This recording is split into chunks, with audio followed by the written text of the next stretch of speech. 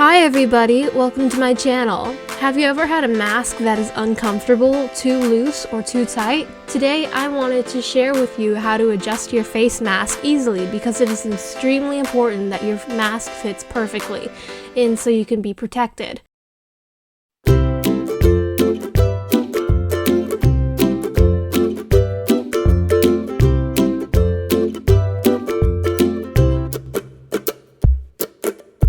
The best fitted mask is the one that will stay in your place on your face no matter how you move. You don't need to sew, and even school kids can do it easily. All you need is a hot glue gun and an iron. Fit your mask and elastic to your face and determine the right length of the elastic. Put a drop of hot glue on your mask or on your elastic, then iron it until the glue is melted flat.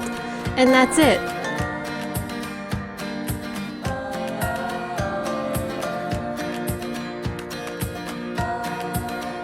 These masks can be washed like any other mask, so there's no need to worry. Be sure to stay safe,